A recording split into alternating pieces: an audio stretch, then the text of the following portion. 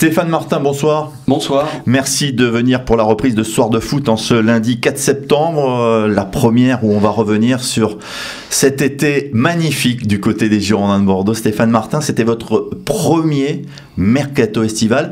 Lorsque vous êtes arrivé, beaucoup disaient il est là pour faire le ménage et pour combler le déficit des Girondins parce que c'est un banquier. Et on ne s'aperçoit pas de ça, hein. Ah ouais, je suis franc là. Non, il y a eu beaucoup de mouvements effectivement. Après, on a eu quand même la chance, comme vous le dites, de pouvoir renforcer l'équipe, je pense sincèrement. On avait évoqué, lorsque je suis arrivé, des objectifs déjà de maintien des cadres, puisqu'on s'attendait à être attaqué sur certains joueurs qui avaient fait une très bonne saison. Ça a été le cas, comme on a pu le voir au cours du mois d'août.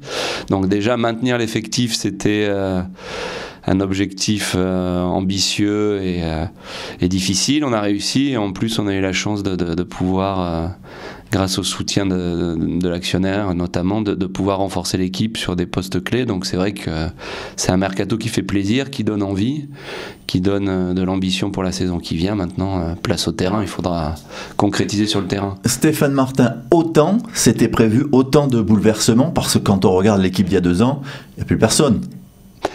Non, sincèrement, c'était pas prévu de faire autant de mouvements.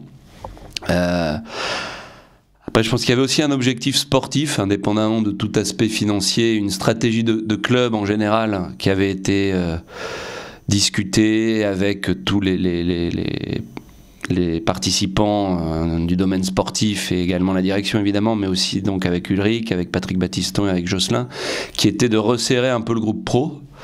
D'abord pour le travail de Jocelyn en tant que coach du groupe professionnel, mais aussi dans une vision globale de club pour laisser des places pour des jeunes. Donc on a une génération très prometteuse avec le titre de champion de France U19, et donc je pense que dans une logique de club formateur qui investit quand même beaucoup sur la formation, il est cohérent de ne pas avoir 30 joueurs professionnels confirmés ou ayant déjà joué en Ligue 1. Donc l'idée d'Ulrich Ramé notamment était de dire finalement on double les postes avec des joueurs confirmés. Par contre, celui qui vient en 3e position, qui va vraiment jouer en cas de pépin, c'est dommage de ne pas laisser la place pour les jeunes les plus doués et les plus méritants. Une chose est d'être doué, après il faut confirmer en pro et pas prendre la grosse tête et saisir les chances lorsqu'elles se présentent. Donc voilà, donc il y avait cette philosophie qui du coup impliqué effectivement de faire partir un certain nombre de joueurs, ou en tout cas de ne pas récupérer tous les joueurs prêtés, et donc ça on a déroulé comme ça. Et après il y a eu des départs qui n'étaient pas forcément prévus, des opportunités de recrutement qui ont fait que il y a eu plus de départs que prévu au début, et puis voilà, c'est un peu rien ne se passe tout à fait comme prévu. De toute façon, chaque jour a son lot de surprises ou d'opportunités, de joueurs qui face à la concurrence accrue, face à l'élèvement du niveau de l'équipe, préfèrent partir pour s'assurer du temps de jeu ailleurs. Donc voilà, on a essayé d'être réactif par rapport à ça et de maintenir cette trame. Il y a 2-3 ans, la politique, c'était, on nous disait, il faut qu'on fasse avec notre centre de formation parce qu'on n'a pas les moyens d'aller chercher des joueurs à des tarifs exorbitants. Donc on s'est dit, ok, il faut faire avec le centre de formation. Mais quand on regarde, là vous nous avez expliqué effectivement que les joueurs qui arrivent en 3e, 4e position, c'est les 19 qui viennent de monter. Voilà. Mais quand on regarde l'effectif aujourd'hui du centre de formation, il reste Prior et Théo Pelnard.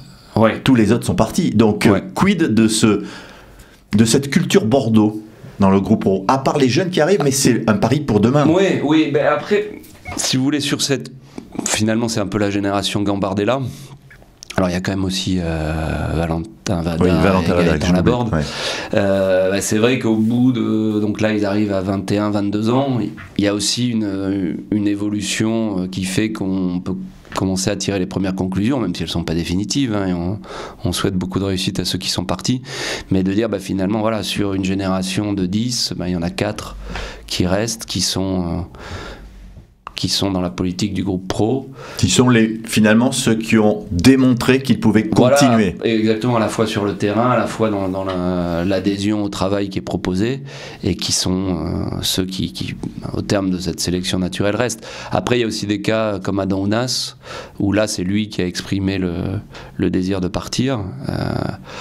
Il avait finalement assez peu de temps de jeu, c'est quand même un joueur très talentueux, donc qui avait taper dans l'œil de gros clubs. Il n'y avait pas que Naples d'ailleurs qui s'intéressait à Adam. Donc là, il y a aussi une logique de dire, finalement, c'est un joueur très talentueux, donc il y a une valeur marchande élevée, et on l'utilise finalement assez peu. Parce que Adam Ounas faisait toujours des entrées percutantes, et donc on a en mémoire de beaux buts, des actions tranchantes comme contre Lille où il fait basculer le match. Mais si on regarde les statistiques, l'an dernier il a joué l'équivalent de 13 matchs. Mais ça aurait pu être cette année la possibilité pour lui de franchir encore un cap avec Bordeaux. S'il a peu joué l'année dernière, c'est aussi parce qu'il y a eu des blessures et puis aussi un problème de caractère. Il y a eu un petit épisode. Sur le caractère, je ne me prononcerai pas parce que moi je suis là depuis pas très longtemps. Et sur ce que j'ai vu, c'était un garçon agréable, qui avait son caractère, mais enfin c'est bien d'avoir du caractère. Donc moi je ne me prononcerai pas sur les problèmes de comportement. Je pense qu'effectivement il y en a eu, qu'il a été bien recadré par le staff technique et par la direction au mois de janvier. Donc là-dessus, c'est pas pour ça qu'il est parti. Le problème d'Adam Ounas, indépendamment de ce que vous évoquez, c'est qu'il est au même poste que Malcolm. Donc il y a eu des essais de faire jouer l'un ou l'autre ou à tour de rôle à gauche, et l'un comme l'autre étaient beaucoup moins performants à gauche. Donc il y a un moment où pour un club comme Bordeaux, avoir deux joueurs de ce niveau et de cette valeur marchande au même poste, c'est pas très raisonnable. Donc comme lui avait quand même fortement envie de partir aussi, il ne faut pas négliger, et que tout le monde y trouvait son compte, on s'est dit, on va rééquilibrer l'équipe, c'est peut-être pas la peine d'avoir deux joueurs de très haut niveau et très chers au même poste, et donc on a pu le vendre. Mais là encore, soyons clairs, on ne l'a pas mis dehors du tout, c'est lui qui a exprimé le désir de partir. C'est vrai qu'il avait quand même de très belles propositions, donc plusieurs clubs Champions League, à des tarifs intéressants pour nous, et encore une fois, il y avait quand même une certaine logique dans la mesure où on avait le souhait de conserver Malcolm et qu'on considérait qu'il était quand même au-dessus d'Adam, de se dire on va pas barrer sa sortie dans la mesure où malheureusement l'année qui vient, ça sera a priori encore une fois une année un peu compliquée pour lui.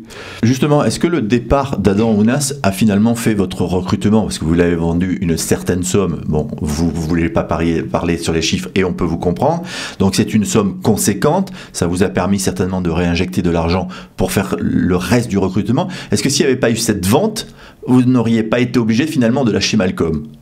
Mais voilà, il y a une stratégie globale. On termine donc ce mercato en ayant, soyons clairs, en ayant une nouvelle fois fait appel au soutien de l'actionnaire, qui une nouvelle fois a accepté.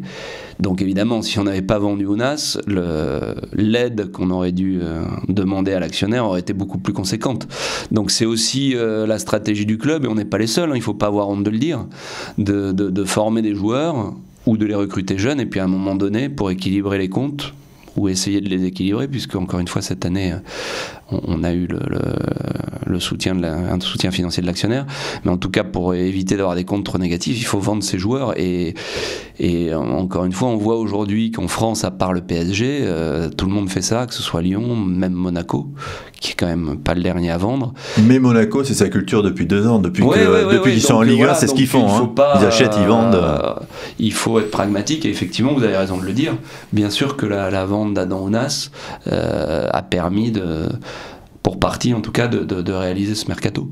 Et d'être ferme sur le non-départ de Malcolm. Parce que, vous avez certainement, je pense qu'il y a eu une grosse offre, vous l'avez refusé, vous êtes resté droit sur... Voilà, vous avez décidé, il ne part pas. Mais c'est risqué. Ben oui, alors... Sincèrement, je pense que sur Malcolm, il y avait vraiment une volonté forte d'aller au bout de l'histoire avec lui. C'est un joueur qui arrivait jeune. Là aussi, c'est un succès. Il n'y a pas que la formation, il y a la détection aussi qui marche bien au club et qui est bien organisée. Donc quand on détecte un jeune talent, on a envie d'aller un peu plus loin qu'1 an et demi, de quelque part terminer l'histoire avec lui. Donc... si à un moment donné Malcolm doit partir et que c'est dans un très grand club européen, on saura s'incliner et on saura être pragmatique. Maintenant, c'est bien de terminer l'histoire, il n'y a pas que l'argent, il y a aussi le sportif, et se dire voilà, on a pris un joueur qui n'était pas un inconnu quand même, parce qu'au Brésil on commençait à parler de lui, mais en tout cas qui n'était pas aussi reconnu qu'aujourd'hui, et on l'amène à un niveau très élevé. Je pense que voilà, c'est pas non plus dès qu'on a une offre, ça serait pas une stratégie de club que de le vendre tout de suite. Donc ça, cette volonté était très forte. Donc Je sais pas si Ounas a permis de conserver Malcolm. Ce qui est certain, c'est que comme vous l'avez dit, ça a quand même rapporté de l'argent. Donc peut-être qu'on aurait fait autrement et que le fait, si on avait conservé les deux, Malcolm et Ounas, très certainement, on n'aurait pas pu faire d'autres dossiers, comme par exemple celui de Nicolas de Prévilliers. Quand on est un club qui n'est pas à l'équilibre pour l'instant, même si c'est ce que vous essayez de faire depuis quand même pas mal de temps, et qu'on va voir son actionnaire en disant voilà, il va falloir encore faire des efforts malgré notre déficit. Quels sont les arguments que vous, en tant que président, qui arrivez quand même, avez utilisés? On savait Jean-Louis Trio, Nicolas Taverneau, on savait qu'ils étaient proches, c'était peut-être plus facile. Vous arrivez. Quels sont les arguments que vous avez utilisés? Est-ce que c'est finalement Jocelyn Gourvenec et son projet sportif qui a tout fait? Oui, alors je pense effectivement que Jocelyn Gourvenec a une grande crédibilité, que le projet sportif, la rigueur qu'il a amené dans la gestion de l'équipe sont déterminants aussi dans l'approche de l'actionnaire vis-à-vis du club. Je pense que l'actionnaire aussi adhère à cette politique de formation et de détection de jeunes talents, que même si cette année, finalement, on n'a malheureusement pas réussi à tout à fait à équilibrer les comptes, l'actionnaire a quand même vu que ça portait ses fruits, puisque finalement, pour revenir à la vente d'Adam Ounas, c'est quand même une grosse vente d'un pur produit du centre de formation, donc là aussi il y a la validation d'une certaine stratégie, et puis voilà, et puis on a un actionnaire aussi qui aime le foot, tout simplement, qui aime les Girondins, qui ne pense pas... qui doit penser forcément à équilibrer les comptes, parce que ça reste une entreprise, mais qui écoute aussi un discours sportif et qui est sensible à une stratégie dont on pense qu'elle peut porter ses fruits sur les années qui viennent. Et puis il y a aussi un contexte de concurrence qui est très fort. On va y venir au contexte, mais je préfère rester sur l'actionnaire. Juste depuis que Gourvenec est arrivé, vous avez fait un recrutement au mercato estival de l'année dernière, hivernal, estival, beaucoup de joueurs. Tout à fait. Et pour rebondir, le club n'est pas en équilibre. Par rapport à ce que vous disiez au début aussi, il y a effectivement un nouvel entraîneur. Donc qui ont finalement 3 mercatos et a façonné un groupe à son image. Donc il a été plus convaincant que les autres. Parce que je me rappelle Francis Gillot, il demandait aussi des moyens, il les a pas eu parce que peut-être que la conjecture était différente, mais je pense que effectivement Jocelyn a une forte personnalité et qu'il a aussi qu'il est très structuré, donc c'est pas le tout d'avoir une forte personnalité et de pousser des coups de gueule, d'ailleurs que lui ne pousse pas en l'occurrence, mais c'est quelqu'un de calme et posé, mais qui a convaincu par sa stratégie, sa structure. Et encore une fois, je pense que c'est aussi important de dire qu'il y a l'aspect purement sportif, mais il y a vraiment l'idée de faire un groupe à l'image de Bordeaux aussi. Donc il y a des profils au-delà du sportif, de garçons dont on pense qu'ils vont bien s'intégrer à la culture du club, finalement, à l'histoire du club. Donc, comme il se trouve que je pense que les valeurs de Jocelyn collent bien à l'image du club, finalement, coller au profil qui plaise à Jocelyn Gourvenec, c'est aussi coller à une certaine image des Girondins, de joueurs qui, en dehors du terrain et dans le travail et dans la rigueur, sont dans l'esprit girondin. Est-ce que cet investissement et cet actionnaire qui est présent aux côtés de vous depuis qu'il est arrivé, même s'il a souvent été critiqué, est-ce que avec cet été, ça montre une bonne fois pour toutes que le club, que M6 n'a pas envie aujourd'hui de vendre le club? Parce que c'est une question qui revient tout le temps. Oui, elle revient tout le temps depuis 20 ans. Depuis qu'ils sont arrivés. Mais il doit pas être si pressé que tout cet investissement, ça démontre quand même... mais écoutez, moi, je l'ai dit au début, je le redis, je pense qu'M6 est très engagé vis-à-vis du club, qui a vraiment un lien très fort entre M6 et en particulier Nicolas Taverneau et le club. Donc... ça se confirme au fil des années. Et cet été en est encore la preuve, donc je peux vous garantir que on parle plus de sport que de... d'ailleurs, moi j'ai jamais entendu Nicolas Taverneau évoquer une vente. Peut-être qu'un jour, s'il y a une opportunité vraiment exceptionnelle, il regardera, mais il faut vraiment sortir de la tête des supporters des Girondins que M6 est... en train d'essayer de vendre le club. Tous les joueurs qui sont arrivés correspondent à ce que vous vouliez. Est-ce que ce sont tous... Alors vous allez me dire oui, mais est-ce que ce sont tous des premiers choix? On sait que Wellington devait arriver. Donc vous prenez Cafu parce que Wellington est blessé. peut-être là où c'est pas premier choix. Mais est-ce que Otavio c'était prévu? Est-ce que Depréville c'est prévu? Bon, il y a eu un début de recrutement. Costil-Leragueur. Voilà. Ça c'était prévu. Totalement prévu. Leragueur est suivi depuis 6 mois par la cellule de recrutement. Donc d'ailleurs, entre parenthèses, bonne pioche de leur part parce que c'est un joueur qui était quand même assez significatif en Belgique, mais qui n'était pas non plus complètement sous le feu des projecteurs, et je pense que c'est une vraie bonne trouvaille. Ensuite, Sabali, Vukasin, Jovanovic, très clairement, c'était une volonté très forte de l'ensemble du club de les faire signer. Bon, pour Youssouf Sabali, très sincèrement, on pensait que c'était un peu un vœu pieux. Ça nous paraissait très compliqué compte tenu des tarifs évoqués. Ça a pu se faire, le joueur avait très envie de rester au Girondins, il nous a beaucoup aidé, le PSG aussi a été compréhensible, donc voilà, donc ces deux dossiers-là, je pense qu'il n'y a pas débat. Vous avez évoqué Leragueur, Otavio, par rapport à ce qui a été évoqué... Oui, puisqu'il y avait Javi Garcia à un moment donné. Oui, voilà, alors bon, il y a toujours des noms qui sortent, il y a du vrai, il y a du faux. C'est vrai qu'on a envisagé des solutions de prêt pour ce poste. Moi, je pense, et le staff technique aussi, en termes d'engagement du club, de projet, c'est quand même pas pareil d'acheter un joueur qui vient du Brésil, qui est sa première expérience en Europe et qui va vraiment avoir la grinta pour prouver ce qu'il vaut, que de prendre un joueur en prêt, même si effectivement parfois en prêt ça permet de prendre un CV entre guillemets plus élevé parce que les coûts sont pas les mêmes, à CV égal on va dire, mais pour moi c'est quand même des solutions qui sont pas idéales, et on a préféré, dans la mesure où là aussi il y avait une indication de la part de la cellule de recrutement et de Charles Camporo au Brésil qu'il y avait une vraie opportunité, un joueur très intéressant et dans un poste qui non seulement est stratégique mais en plus qui est quand même très on va dire historique aux Girondins quoi. Les belles équipes des Girondins, il y avait un 6 emblématique, donc là on nous a dit attention, il y a un vrai 6, il faut donc bon, là aussi premier choix. Cafu, vous avez dit, bon, on va pas nier que l'idée initiale c'était Wellington Silva, mais là aussi c'était un joueur qui était suivi parce qu'il y a toujours plusieurs profils suivis. Mateus Pereira, c'est un petit peu la surprise. Oui. On sait a priori, d'après ce qu'on a compris, son agent c'est l'agent de Malcolm. Oui. Est-ce que c'est une opportunité pour vous de dire à son agent on veut récupérer les 100% des droits de Malcolm et on vous prend ce joueur? Est-ce que ça peut être présenté comme ça ou on n'a pas le droit? Ça peut toujours être présenté comme ça, mais comme vous en doutez, on a passé beaucoup de temps avec l'agent de Malcolm pendant tout le mois d'août, enfin avec les agents de Malcolm, beaucoup de temps, et donc on a eu l'occasion de beaucoup discuter de Malcolm mais aussi d'autres joueurs.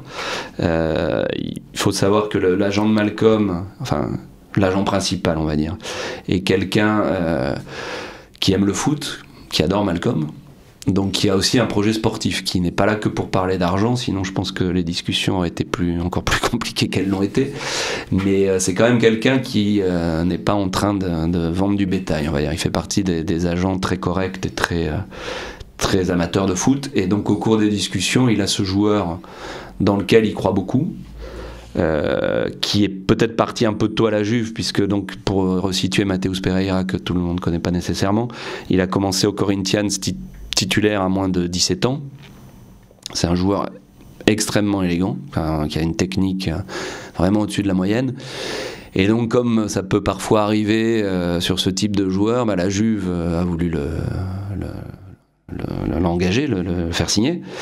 Et la marche était un peu haute. Donc l'an dernier, il a fait une saison presque blanche, et son agent, qui croit beaucoup en lui, voulait le relancer. Et l'agent de Malcolm aime beaucoup les Girondins, donc il faut quand même le dire aussi. Donc il regrette pas du tout d'avoir placé Malcolm il y a 1 an et demi aux Girondins. Il trouve que le boulot qui a été fait est de qualité, il connaît le club, il aime le club, et il aime l'entraîneur. Et donc il nous a dit, voilà, on a ce joueur dont on aimerait vous parler, et dont on croit qu'il pourrait se relancer chez vous et qui a un énorme potentiel. Donc voilà, donc on a regardé, Jocelyn a regardé. C'est vrai qu'il est bon, il y a quelques vidéos. C'est sûr qu'il a du ballon, ça sera pas un problème de technique. Donc voilà, donc à partir de là, comme il y avait possibilité de faire un prêt gratuit, on l'a fait. Donc il est arrivé au Girondins, voilà, et on va voir ce que ça va donner. On pense que c'est une bonne affaire, et puis comme vous le dites, si ça peut débloquer cette affaire des 100% Malcolm aussi. le connaît bien, ils ont été ensemble au Corinthians, ils ont qu'un an de différence, mais oui, donc je pense que c'est important aussi de dire, il n'y a pas eu de chantage du tout, mais c'est en discutant avec l'agent de Malcolm, qui encore une fois est un vrai amoureux de foot et qui aime ses poulains, si on peut dire, donc il n'est pas dans la catégorie des agents qui voient un billet de banque, il voit aussi un être humain et un joueur de foot, et donc l'idée a émergé comme ça. Mais alors ça, pour le coup, effectivement, c'était en toute fin de mercato qu'on s'est dit, banco, le gamin a l'air très bien, c'est un gamin très structuré, voilà, maintenant il va falloir qu'il travaille, et que comme parfois les joueurs très talentueux, voilà, il faut aussi intégrer la dimension travail, et je pense qu'on a le bon staff pour le faire. Est-ce que vous avez de fortes chances de récupérer ces 100% des droits de Malcolm? On sait que c'est difficile, et qu'il est évident que si vous aviez vendu Malcolm cette année, vous récupéreriez moins d'argent que si vous aviez 100% et que vous le vendez l'année prochaine. Est-ce que c'est très compliqué, ou vous avez espoir? Ça fait partie des dossiers sur lesquels on n'était pas nécessairement optimiste au tout début des discussions. On a bien avancé, donc déjà comme vous avez pu le voir, il n'est pas parti. Moi, je pense aussi qu'il faut souligner dans la qualité de la relation entre les Girondins et le joueur, et la qualité aussi de son agent, parce qu'encore une fois, bien souvent, malheureusement, on critique beaucoup les joueurs, mais il y a aussi parfois les agents qui jouent pas tout à fait leur rôle de mentor. Donc il faut quand même souligner que Malcolm n'a jamais fait aucune déclaration disant qu'il voulait partir, que son comportement n'a jamais été affecté par toutes ces rumeurs, parce que quand on le voit à l'entraînement ou en match, il est toujours souriant, de bonne humeur et égal à lui-même. Donc ça, c'est important à souligner. Donc on a eu des très bonnes discussions avec son agent, avec lui, et voilà, dans la mesure où de toute façon il part pas, il nous reste un petit peu de temps pour finaliser. On a envie donc non seulement qu'il reste, mais que ce soit dans des bonnes conditions, où il soit heureux, où le club s'y retrouve, et pour pouvoir aborder plus sereinement, et comme vous l'évoquiez, dans des conditions meilleures pour le club, d'éventuelles discussions de transfert quand il faudra les évoquer. Cet été, donc on travaille encore là-dessus. Cet été, on a aussi beaucoup évoqué le cas de Pablo, qui est pour l'instant toujours au Brésil. Ouais. Vous en êtes où? C'est une chanson, vous allez chanter Pablo est au Brésil. Non, mais on a du mal à tout comprendre, parce qu'un coup on nous dit il demande la prolongation d'un prêt de décembre à juin de l'année prochaine. Ouais. Un coup vous nous dites non, c'est jusqu'au 31. On a vraiment du mal à... Alors là-dessus, nous, pour être clair, hein, le joueur apparemment est très bien au Corinthians. On nous dit il est bien au Corinthians, les Corinthians sont ravis de l'avoir, il fait des bonnes performances. On a des discussions autour de Malcolm, donc très naturellement, on se dit pourquoi ne pas faire la vente tout de suite. Et là, après, il y a eu un feuilleton rocambolesque, telenovela brésilienne, où je vous avouerai qu'il y a un moment où vous décrochez, vous dites voilà, vous connaissez les termes, vous vous appelez si vous voulez. Donc nous, on était d'accord avec tout le monde, avec les Corinthians. Le joueur voulait soi-disant rester aux Corinthians, et la chose s'est pas faite, voilà. Donc ça a été une des complications aussi dans les discussions autour de Malcolm, mais on est retombé sur nos pattes, et puis voilà, et puis... Donc là, il n'est que prêté jusqu'au 31 décembre. Il reste prêté, bien entendu, on va pas le prêter jusqu'à la fin de son contrat, donc je sais pas qui s'est imaginé qu'on allait le prêter jusqu'à la fin de son contrat. Voilà. Il est en fin de contrat en juin 2018, c'est ça? En juin 2019. 2019, d'accord. On va pas entrer dans les détails, parce qu'à distance, là aussi, on a parlé avec tout le monde pendant des heures. Je pense qu'il y a eu des attitudes et des comportements qui étaient incorrects vis-à-vis de nous, vis-à-vis du club des Corinthians. Voilà, le joueur, à partir de 1er janvier, redevient joueur des Girondins de Bordeaux. On saura se souvenir de ce qui s'est passé cet été, quand il y aura d'autres discussions avec lui. Comment? Enfin, le joueur n'y est pour rien, j'insiste là-dessus. C'est l'entourage. C'est un garçon très bien, je lui ai parlé aussi. Comme d'habitude, c'est l'entourage. Non, mais sincèrement, j'avais eu de très bons échos sur lui. Il y a un moment où je l'ai appelé personnellement, et c'est un garçon très bien. Maintenant, il y a eu des des attitudes, je pense que je considère comme irrespectueuses, et on s'en souviendra au mois de janvier. On va évoquer dans quelques instants le côté terrain quand même dans cette émission. Stéphane Martin, invité de Soir de foot pour la reprise en ce 4 septembre. Avant cela, un dernier mot sur le mercato, ou 2 questions. Comment vous l'avez vécu personnellement, et est-ce que le fait que vous parliez espagnol, ça a aidé avec l'arrivée de tous ces étrangers qui ont un peu portugais, espagnol, ça peut se ressembler, quoi. Je sais pas, alors d'abord comment je l'ai vécu de manière intense, bien sûr, parce que c'est quand même une période, surtout avec tous les mouvements qu'on a eu, très intense. Donc c'est stressant, c'est aussi exaltant, parce que je pense que c'est la période où on a un peu de contribution en tant que dirigeant, parce que c'est là où finalement qu'on construit l'équipe. Après c'est trop, enfin du moins après c'est les acteurs entrent en scène, place au staff, élevé, et j'avoue que la contribution est pas très forte, pour ne pas dire inexistante, surtout quand on a un staff dans lequel on a toute confiance. Donc voilà, donc c'était pour moi très intense et très important de faire tout ce qui était possible avec les équipes qui travaillent dessus, puisqu'il y a toute la direction travaille dessus, évidemment je suis pas le seul, et la cellule de recrutement. Donc c'était intense, stressant. Il y a un côté humain aussi, parce qu'on se rend compte que souvent le cliché c'est de dire les joueurs ont pas trop d'affection, de patriotisme entre guillemets à l'égard des clubs, je sais pas comment dire ça. Oui, on dit que ce sont souvent des mercenaires. Des mercenaires, voilà, merci. Et dans la plupart des cas, c'est pas vrai. On a pu voir sur beaucoup de dossiers, et ça je pense que c'est aussi important de le dire aux supporters, que les joueurs avaient vraiment envie de venir au Girondins, et ça c'est vrai. C'est pareil, il y a souvent la première déclaration, c'est de dire c'est mon club de cœur, j'avais le maillot à 6 ans, donc c'était mon premier cadeau de Noël, c'était un maillot des Girondins, donc d'ailleurs il n'y en a aucun qui a dit ça cette année, mais c'est vrai, et je pense sincèrement qu'il faut que les supporters le sachent, que les joueurs qui sont arrivés avaient vraiment envie de venir au Girondins.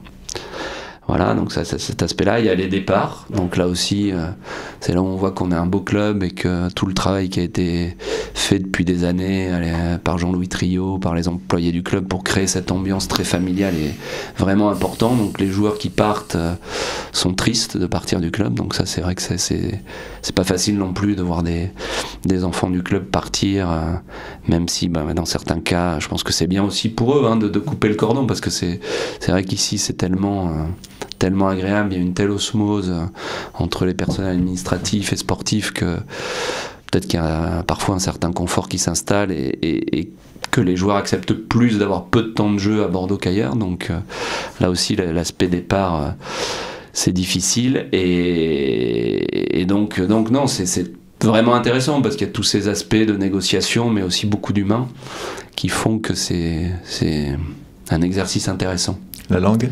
Et la langue, elle a été très utile, non ? Écoutez, on a... Oui, la langue, c'est utile. Il n'y a pas besoin de traducteur, quoi. J'ai beaucoup parlé espagnol avec Diego Roland et son agent. Là aussi, c'était un cas dont on n'a pas parlé, mais qui a été assez rocambolesque. Et en fait, je parle aussi portugais. Donc, avec les agents de Malcolm, on parlait en portugais, donc je parle moins bien qu'espagnol, mais j'ai beaucoup progressé. Ça aide. Mon portugais s'est beaucoup amélioré, mais oui, je pense que c'est utile. Il y a des moments où c'est utile, notamment là pour les capablos, on évoquait d'appeler les clubs, de parler un peu c'est quand même plus simple de parler dans la langue, et voilà, parce qu'après en général sinon c'est l'anglais qui est la langue maternelle de personne, et c'est vrai qu'il y a des moments où quand on entre un peu dans le dur des négos, c'est bien de pouvoir se dire les choses. Puisque vous évoquiez Roland, on va aussi évoquer Maxime Punje.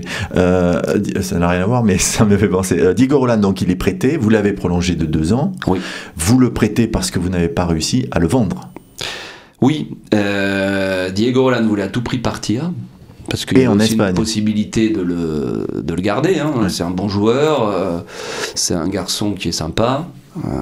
Qui, en dehors de la période du mercato, c'est un garçon sympa, qui est très, très apprécié par notamment on parlait du reste du club, par la famille du club, donc faut pas non plus se tromper. Voilà. Mais alors après c'était un peu compliqué, parce qu'il voulait à tout prix partir, et il voulait aller qu'en Espagne. Malgré le fait qu'il était à Fulham, qu'on l'ait vu à Wimbledon, oui, voilà, grâce à Instagram, mais il ne voulait aller qu'en Espagne. Donc il avait aussi, il a beaucoup d'attachement pour sa sélection. beaucoup d'attachement, et il s'était mis en tête qu'il fallait qu'il aille en Espagne pour être encore plus visible en Uruguay et assurer sa place à la Coupe du Monde. Donc voilà. Les propositions d'achat ne venant pas d'Espagne parce que finalement l'Espagne a depuis pas très longtemps l'équivalent de la DNCG. Et donc ils découvrent les charmes d'une gestion plus rigoureuse, et il n'y a pas beaucoup de clubs aujourd'hui en Espagne qui sont très bien financièrement. Donc on voit toujours les gros qui ont beaucoup d'argent, mais on va dire le peloton de la Liga est pas si riche que ça. Donc résultat des courses, on est dans une situation de blocage d'un joueur qui veut partir et ne veut aller qu'en Espagne, et il n'y a pas d'offre en Espagne parce qu'il y avait beaucoup d'intérêt sur Diego Rolán, pas seulement en Angleterre. Donc on a trouvé le meilleur du pire, qui était de le prolonger, de le prêter. Parce que, évidemment... Avec option d'achat, hein. Voilà. Quasi automatique ? Quasi automatique, mais pas totalement automatique. D'accord.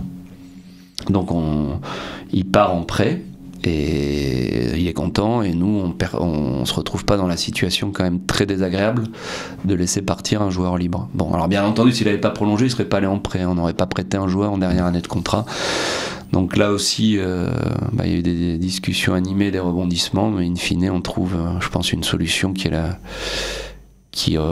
pas la meilleure, mais qui aurait pu être bien pire. Je voulais évoquer Maxime Punje parce qu'il était en fin de contrat, vous l'avez prolongé de 2 ans avec un... En janvier. Oui, vous l'avez prolongé. Enfin, même à l'automne, je crois. Ouais, vous l'avez prolongé avec un bon de sortie quand même, puisque c'est ce que Jocelyn Gourvenec nous avait dit. Et finalement, il ne part pas, peut-être parce qu'il n'y a pas eu de proposition et qu'il ne les a pas acceptées. Vous vous retrouvez avec 3 arrières latéraux gauche, alors que vous recherchiez dans ce profil. Est-ce que vous ne regrettez pas de l'avoir prolongé ? Écoutez, encore une fois, il a été prolongé, je crois, à l'automne 2016, après un début de saison 2016-2017 qui était bon. C'est vrai qu'il commence les premiers matchs de l'été contre Saint-Étienne et Nantes où il avait été très bon. Donc il est en fin de contrat juin 2017, donc il y a une certaine logique à l'époque à le prolonger. Et après, la fin de saison a été moins bonne. Donc effectivement, l'idée de départ, c'était que probablement il allait partir. Et je pense que lui n'était pas fermé, mais il était même intéressé. Et finalement, il a préféré rester au club. Donc il a eu des propositions, mais il a préféré rester au club. Ce qui vous empêche donc de recruter à gauche. C'est aussi un enfant du club. Je pense qu'il est très attaché au club et il a eu du mal, je pense, à franchir le pas. Enfin, donc il reste. Bon, c'est peut-être le seul petit échec parce que vous recherchez un latéral gauche. On a trois latéraux gauche, puisqu'il y a aussi Diego Contento. Qui aurait pu partir, lui ? Qui aurait pu partir aussi, mais qui finalement a souhaité rester. On est bien à Bordeaux, finalement. On est trop bien. Voilà, je sais pas. Ça serait dur de dire ça, mais on est bien. On évoque le côté sportif, parce qu'on s'est interrogé quand même le 4 août dernier, après le couac en Europa League, on s'est dit... finalement le mercato il va s'arrêter là. Vous avez continué, ça n'a pas remis en question ce mercato, mais c'est un vrai couac. Oui, c'est un vrai couac, ouais, c'est un vrai couac, bon, comme vous le dites, un couac financier qui aurait pu remettre en cause le mercato, sachant que l'autre péripétie quand même, c'est celle qu'on évoquait avant, c'est-à-dire que sur Diego Rolán, il n'y a pas eu de vente. Donc c'est là où effectivement l'actionnaire est entré en jeu par rapport à un plan de marche qui s'est trouvé très perturbé par ce double événement. Mais c'est surtout un couac sportif, donc là aussi il y avait une gestion d'équipe et d'effectifs qui n'est pas la même parce qu'il y a beaucoup moins de matchs. Tout de suite il y a beaucoup moins de matchs. Et puis surtout il y a le plaisir de jouer la Coupe d'Europe, donc c'est aussi un coup derrière la tête sur tous ces jeunes joueurs, parce que dans les discussions pour dire vous restez parce qu'on fait une année de plus, vous allez progresser, vous allez jouer en Coupe d'Europe, ça va s'inscrire dans un gain d'expérience et un apprentissage qui est une opportunité pour vous, du jour au lendemain ça tombe, et donc après il faut rebondir aussi par rapport au discours sportif sur tous ces jeunes qu'on voulait garder. Est-ce que vous vous êtes interrogé, que ce soit avec le staff, avec l'actionnaire et donc tout le reste du club, sur est-ce qu'on continue le mercato ou pas après ce couac européen? Est-ce qu'il y a eu une véritable interrogation? Non, la volonté était là. On a évidemment tout de suite fait un bilan avec l'actionnaire, puisqu'encore une fois le plan de marche était perturbé, et la réponse a tout de suite été que non, qu'on continuait, qu'on continuait à renforcer l'équipe, et donc il n'y a pas eu de... Non, puisqu'en réalité... Cafu et Otavio arrivent juste après, la semaine suivante. Donc non, il n'y a pas eu les dossiers en cours qui étaient ceux de Cafu et d'Otavio sont allés à leur terme, et on a continué à avoir la piste d'un attaquant de pointe qui s'est décanté sur la toute fin, mais il n'y a pas eu de gel de la piste attaquant de pointe. Aujourd'hui, vous avez fait 2 matchs nuls à l'extérieur, Angers et Lyon. Vous gagnez vos 2 matchs à domicile. On peut dire que c'est un bon début de saison, surtout après ce couac européen qui aurait pu vous plomber. Exactement. On a vu Lille l'année dernière. Exactement. Ils sont éliminés tout de suite et ça plombe leur saison. Donc vous avez réagi.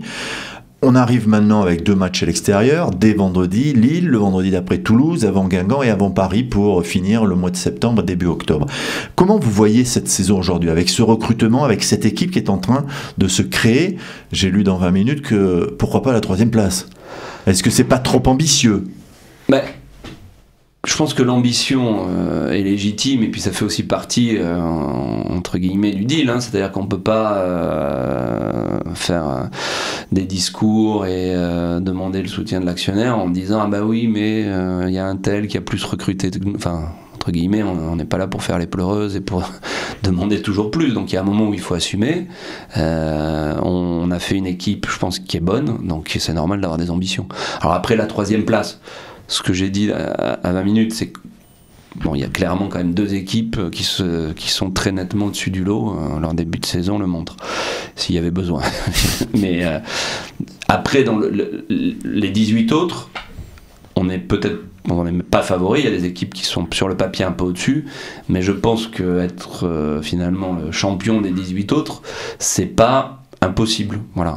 Donc on n'est pas favoris. On va pas dire que l'objectif c'est d'être 3e, mais on peut essayer, on peut y penser, on peut y rêver d'être le premier des 18 autres clubs. Mais pas en le déclarant trop fort, parce qu'à Bordeaux on n'aime pas ça, dire on veut finir 3e, parce qu'après il y a des retours de bâton si ça se passe pas. Déclarer ou pas déclarer, encore une fois, on n'est pas en train de dire on est le meilleur, on est les favoris pour la 3e place, mais dire que c'est inaccessible, ça serait soit hypocrite, soit superstitieux, je sais pas si c'est un mélange des deux, mais voilà, donc pourquoi pas, on n'est pas ridicule par rapport aux 18 autres équipes. Voilà. Vous avez fait donc un recrutement, vous espérez que ça se réalise sur le terrain, et la 3e composante, c'est vous espérez remplir le stade. Oui. Et ça on le sait, c'est le plus difficile à Bordeaux, même quand il y a eu les grandes équipes, même à Chaban, c'était pas toujours plein. Comment vous allez faire? Vous n'escomptez que sur les résultats? Non, alors, il faut être réaliste, c'est quand même la composante numéro 1 pour attirer les gens au stade. Mais évidemment, c'est pas la seule. Et puis surtout, il y a un moment où, comme vous dites, on a fait le recrutement, on a un bon coach, un bon staff, mais c'est aller à Jacques Test, quoi. Après, c'est le terrain, il y a des aléas et on peut pas miser que sur ça. Donc, on travaille sur tout ce qui est à côté. On a des équipes au club spécialisées sur la gestion des événements, qui s'occupe de l'animation du stade, qui s'occupe également de Girondin Tour, qui a fait le Lacano Pro. Donc, c'est une équipe d'une bonne dizaine de pros de l'événementiel. Et donc, il y a beaucoup de projets autour du stade pour essayer de mettre des animations pour que les gens arrivent plus tôt, partent plus tard, ce qui permet en corollaire de gérer le problème numéro 2, puisque le numéro 1 c'est le niveau de l'équipe, le numéro 2 ce sont les accès au stade. Donc une manière de remédier aux accès au stade, c'est de mettre 8 voies sur la rocade et 12 sorties, mais l'autre manière c'est aussi de rester plus au stade. D'échelonner les arrivées et les départs. Donc là c'est pareil, on peut dire ah oui mais il faudrait investir des centaines de millions d'euros de voirie pour... c'est pas constructif la manière. Il faut envisager des solutions réalistes et constructives. Donc il y a déjà une amélioration sur l'accès, il y a une nouvelle bretelle, ça c'est très important et c'est très bien. Et puis après c'est aussi à nous de faire notre part du travail en travaillant sur l'animation du stade. Donc il y a des projets, il va y avoir une zone pour les enfants en virage nord. Dans le stade, hein. Dans le stade, exactement. Parce qu'il y a la fameuse fan zone. Il y a la fan zone. Mais quand il pleut, sincèrement après le match on n'a pas envie d'y rester. Non, c'est sûr.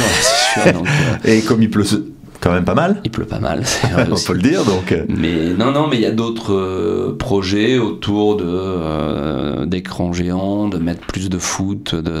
Il va y avoir normalement une meilleure connexion, donc les spectateurs pourront en théorie avoir accès à du contenu vidéo par l'appli Girondin sur leur portable dès la fin du match, des résumés, et donc le cas échéant rester à l'abri dans les tribunes. Alors là aussi, quand il fait froid, c'est peut-être pas ce qu'il y a de mieux.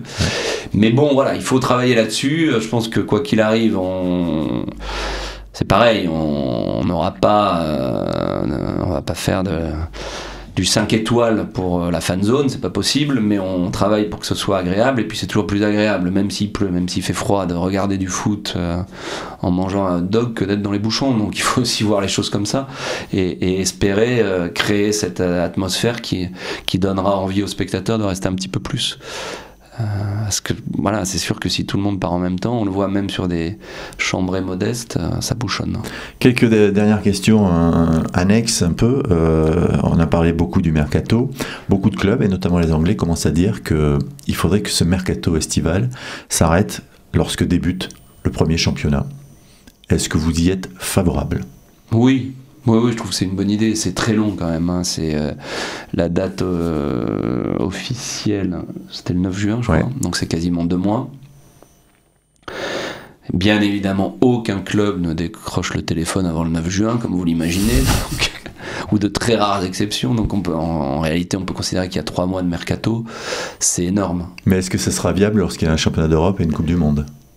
Comme par exemple en 2018, il y a la Coupe du Monde. Là, effectivement, il faut probablement être flexible, mais sur une année sans compétition internationale, se dire que le mercato arrête à la première journée ou voire à la deuxième, mais enfin autour du 15 août, je pense que ça serait sain quand même. C'est toujours un peu dommage d'avoir cette période de 4 journées de matchs européens où les joueurs sont quand même perturbés, ou même dans la couverture médiatique, on se rend compte qu'on parle beaucoup plus de mercato que de foot. Donc ça aussi, c'est un peu dommage. Donc moi, je trouve que oui, c'est une bonne idée de... Vous aimeriez que la Ligue prenne position par rapport à ça, ce qui n'est pas le cas aujourd'hui ? Oui, je pense que c'est une réflexion qui doit être menée en concertation avec les clubs, mais je serais étonné que la majorité des clubs aient un avis différent, parce que, encore une fois, c'est un peu... je trouve c'est un peu même cacophonique d'avoir 4 journées de championnat et 4 potentiellement de barrages d'Europa League ou de Champions League, donc 8 matchs, avec un mercato au milieu. Vous avez signé un partenariat avec un club américain, oui, grâce à Nisa Savljic. Il y a quelle idée derrière ?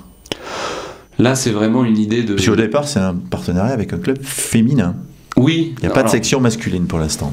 Non. Ils vont essayer de le développer. L'idée, le fil directeur, c'est d'essayer de développer les Girondins à l'international. Je pense que on a la chance de s'appeler Girondins de Bordeaux. Bordeaux, on s'en rend compte quand on habite à l'étranger, quand même une ville très connue à l'étranger. C'est la ville française la plus connue après Paris. Donc voilà, essayer de faire connaître le club à l'étranger, d'avoir des échanges. Et là, pourquoi ce club en particulier ? Parce que c'est l'histoire de Nisa Savljic avec les Girondins qui est venu nous voir, qui nous a présenté le projet. Et donc c'est purement... on va dire l'occasion qui fait le larron. On a trouvé le projet intéressant. Le foot féminin, c'est aussi important aux Girondins. C'est un vrai sujet pour nous et on a envie de nous développer. Donc, on l'a vu lors du mercato. Voilà, aussi. C'est vrai que dans les filles, ça a été actif. Donc voilà, c'était la conjonction des deux. Et puis un amoureux des Girondins. On parlait des joueurs qui partent en pleurant.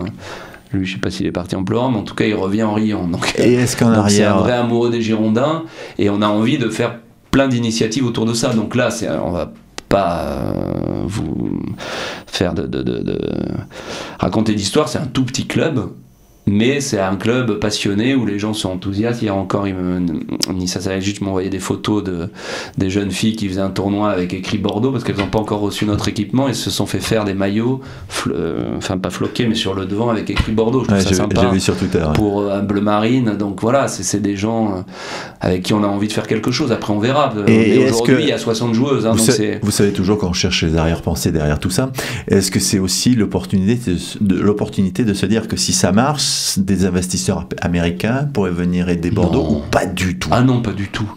Pas du tout. Là, je veux vous dire, s'ils nous rachètent avec leurs 60 licenciés, enfin, j'ai vu qu'il y avait 700 millions de dollars au dernier loto, à la dernière loterie américaine, peut-être dans ce cadre-là, mais non, pas du tout.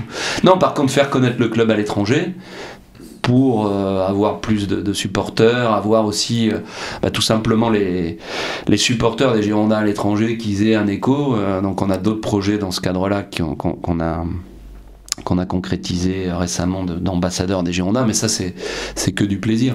Après il y a aussi, si vous voulez, l'idée qu'il peut y avoir derrière, si ça se développe, c'est plus de faire des échanges. Je pense qu'il y a un projet, moi, qui me tient beaucoup à cœur, c'est de dire pour les jeunes qui sont au centre de formation et qui arrivent en situation d'échec sportif et ne sont pas pris dans des clubs pro ou dans des clubs pro très modestes, on a la marque de fabrique aux Girondins depuis des années de les accompagner scolairement, donc d'avoir des gamins qui sont en échec sportif mais qui ont quand même achever un parcours scolaire tout à fait correct et souvent très méritant parce que c'est en parallèle du sport, et se dire ces gamins-là,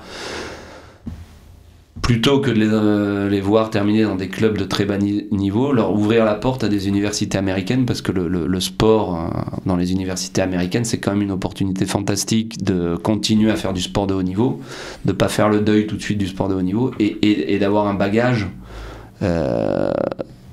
universitaire et un diplôme qui est quand même autre chose que de continuer dans du semi-professionnalisme dans des clubs de National 2 ou même de National 1 qui sont incompatibles avec la poursuite d'études et qui n'offrent pas des revenus mirobolants. Donc ça c'est un vrai projet par contre. Mais le rachat non, parce que sincèrement je vous dis c'est vraiment là c'est du plaisir et c'est d'une rencontre avec Nisa Savljić. Dernière question, vous avez reçu lors du dernier match une délégation chinoise. Beaucoup de gens se sont interrogés en voyant les photos. On a beaucoup parlé des Chinois ces dernières années. On voit que les investissements seront peut-être moins importants maintenant. Ils sont en train de fermer le pays par rapport à ça. Est-ce qu'il peut y avoir des projets par exemple d'échange pour un centre de formation? Ah oui, alors là, écoutez, c'est une visite à leur initiative et dont on ne sait pas si elle va se concrétiser, mais c'est tout à fait sur la formation. C'est-à-dire qu'aujourd'hui, la politique générale du foot en Chine, mais qui est quand même très dictée par le gouvernement, puisque tout est quand même assez contrôlé, et qu'en plus le Premier ministre chinois est un fan absolu de foot, donc aujourd'hui c'est dire bon, c'est bien gentil d'aller recruter des stars à l'étranger pour des dizaines de millions d'euros ou de racheter des clubs à l'étranger, mais nous notre objectif c'est d'avoir une équipe nationale très forte, d'être candidat à la Coupe du Monde et de la gagner quand on va l'organiser à horizon 2030. Donc l'argent qui a été dépensé sur des achats par le passé, maintenant on la met sur la formation, et donc ce club est venu nous voir dans l'optique effectivement, comme vous le dites, de faire un partenariat sur la formation. Donc il faut voir un peu comment on met en musique. Voilà, on ne sait pas exactement. Ça peut être un partenariat financier. Quel est le cahier des charges? Oui, voilà. Alors à juste titre, ils considèrent que la France en général et les Girondins en particulier ont un vrai savoir-faire en matière de formation. Donc ils veulent avant tout former des formateurs, mais après il peut y avoir des idées d'échange. Ça peut être aussi intéressant pour les gamins du centre d'avoir des opportunités de faire des matchs amicaux, de faire des matchs en Chine. On est invité d'ailleurs, alors pas par eux, c'est autre chose, par la fédération chinoise. Il y a un tournoi international au moment de la Toussaint auquel on va participer. Donc voilà, la visite de la délégation chinoise, c'est un club, ça n'a rien à voir avec un éventuel rachat.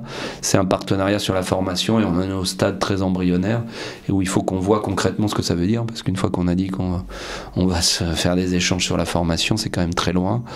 Et donc voir concrètement en quoi ça consiste. Donc là on est au tout début, on devrait leur rendre la visite aussi à l'occasion du tournoi des jeunes, profiter d'être en Chine pour aller les voir, mais voilà, il n'y a rien rien de caché là-dedans, c'est sur la formation. Et puis l'espagnol, le portugais, ça suffit pas pour parler avec eux, va falloir prendre. Non, là c'est compliqué. Là, il y avait une interprète. Merci. Merci Stéphane Martin d'avoir accepté l'invitation de ce premier numéro de Soir de foot de la saison. Merci à vous et bonne fin de soirée.